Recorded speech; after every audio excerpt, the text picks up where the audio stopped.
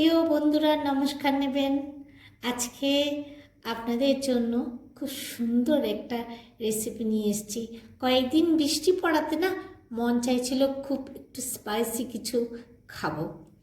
তো আমি যে জিনিসটি রান্না করেছি দেখে নিশ্চয়ই বুঝতে পেরেছেন আপনারা থাম্বনেলে কী হতে পারে। এতে প্রচুর পরিমাণে জিঙ্ক থাকার কারণে এটি রোগ প্রতিরোধ ক্ষমতা কিন্তু বাড়ায়। তো এখানে আমি প্রথমেই দেখুন কিছু সবজি কেটে নিয়েছি। প্রথমে পেঁয়াজ নিয়েছি আমি বড় টুকরো, পেঁপে নিয়েছি, আর নিয়েছি আলু এবং খুব অল্প একটু গাজর। এবারে দেখুন জিনিসটা কি, দেখে কে বলতে পারেন এত সুন্দর খেতে হয়, এটা কি বলবো। এবারে দেখুন তার জন্য আমি মশলা কী কী নিয়েছি। একটা তেজপাতা, একটা দারচিনির টুকরো, আর এখানে নিয়েছি লঙ্কা গুঁড়ো, আদা বাটা, রসুন বাটা, হলুদ গুঁড়ো, জিরে গুঁড়ো, গরম মশলা গুঁড়ো এবং স্বাদ মতো নুন নিয়েছি। তো এই মশলা একদম আমি রেডি করে নিয়ে নিয়েছি। এবারে চলুন কি করে রান্না করা যায়। এতে জানেন হাড় আর দাঁত কিন্তু বেশ মজবুত করে। প্রচুর পরিমাণে ক্যালসিয়াম, ফসফরাস থাকে, যা হাড় এবং দাঁত মজবুত রাখতে কিন্তু অত্যন্ত প্রয়োজন। এখানে কড়াতে দেখুন আমি বেশ পরিমাণ মতো সাদা তেল দিয়ে দিয়েছি। তেলটা একটু চারপাশে লাগিয়ে নিয়েছি।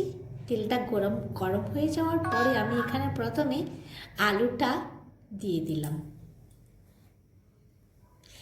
একটু আমি বেশ বড় করিনি, বেশ ছোট করিনি, মাঝারি সাইজের সবজিগুলো টুকরো করেছি, দেখতে পেয়েছেন। এবার সাথে কিন্তু পেঁপেটাও দিয়ে দিলাম। দিয়ে এগুলো আমি বেশ ভালোভাবে ভাজবো।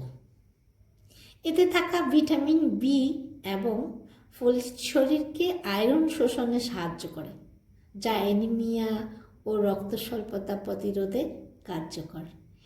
এবার বেশ হালকা একটু ভেজে আমি পেঁপে আলুটা তুলে নিচ্ছি। কোলেস্ট্রল যাদের একটু বেশি থাকে তাদের কিন্তু খেতে পারে, কিন্তু বেশি না। তবে যে কোনো জিনিস কিন্তু আমরা এখন কিন্তু বেশি আর খাই না, খুবই কম খাওয়ার চেষ্টা করি, তাই না? তাতে কিন্তু একদিন কিন্তু অন্তত খাওয়া যায়। এবারে চলুন আমি প্রথমে পেঁয়াজটা আর গাজরটা দিয়ে দিচ্ছি। দিয়ে এবার তেজপাতা আর দারচিনিটাও দিয়ে দিলাম। দিয়ে এবার এগুলোকে আমি ভাজবো।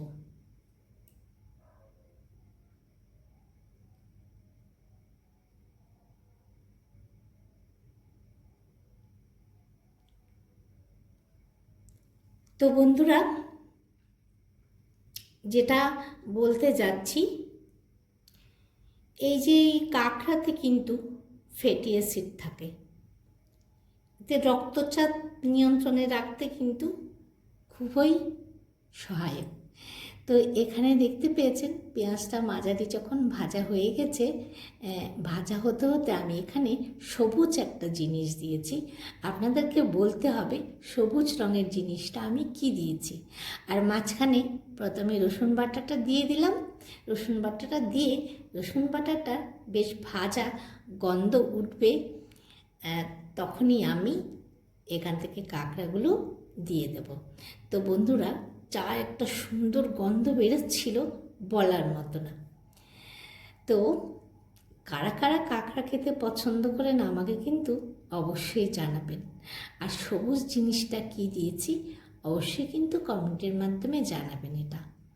এটা কিন্তু আমি একটা অপশনাল জিনিস দিয়েছি, এটা সালাতে আমরা ব্যবহার করি। আমি অনেক ভেঙে বলে দিয়েছি, কিন্তু নামটা অবশ্যই কিন্তু আপনাদের বলতে হবে। তো শরীরের রোগ প্রতিরোধ ক্ষমতা বাড়াতে আমরা কিন্তু এটা সপ্তাহে একবার খেতেই পারি। একটু দাম আছে, কিন্তু আমরা কি না খেয়ে কি থাকি, সবই খেতে থাকি। আমাদের যার যেমনই ইনকাম হোক না কেন, আমরা কিন্তু একটু ভালো মন্দ খাওয়ার চেষ্টা করি।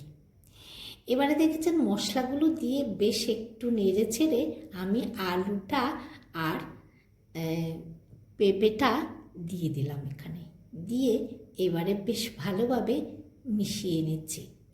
ও বলছি কাঁকড়াগুলো বাজার থেকে কিন্তু কেটে এনেছে, কেননা কি ওগুলো কিন্তু জ্যান্ত থাকে।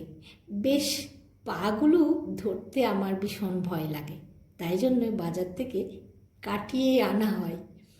তো এবার দেখলাম ওরা বেশ সুন্দর করে কেটে দিয়েছিল কাঁকড়াগুলো, মানে পাগুলোর মাথার মধ্যে যে সরু থাকে কাটার মতো, ওইগুলো কিন্তু কেটে দিয়েছিল।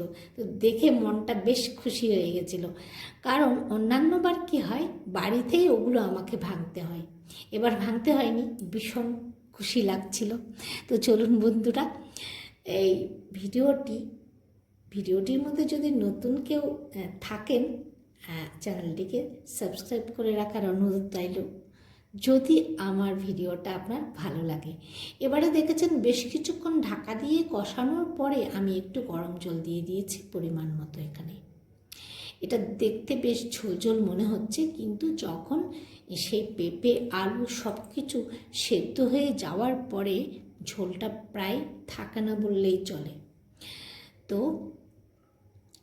এখানে একটু চিনি ব্যবহার করা যায়, একটু ঝাল মিষ্টি হলে ভালো লাগে। তো এটা কিন্তু বিশেষ করে ভাত দিয়ে খেতে ভীষণ ভালো লাগবে। চলুন, প্রায় হয়ে গেছে কি রেডি হয়ে গেছে রান্নাটি আমার। আজকে রান্নাটি কেমন লেগেছে একটা কমেন্টের মাধ্যমে অবশ্যই জানাতে ভুলবেন না বন্ধুরা। আর এরকম রেসিপি এর পরে বা আরও কি রেসিপি আপনারা দেখতে চান, অবশ্যই কিন্তু আমাকে কমেন্টের মাধ্যমে জানাবেন, কি রেসিপি নিয়ে আসতে পারি আপনাদের জন্যে। তো অবশেষে বন্ধুরা, নতুন আরও কোনো ভিডিওতে আবারও দেখা হচ্ছে কিন্তু আপনাদের সাথে। ততক্ষণ আমার সাথে থাকুন, ভালো থাকুন, টাটা আজকের মতো।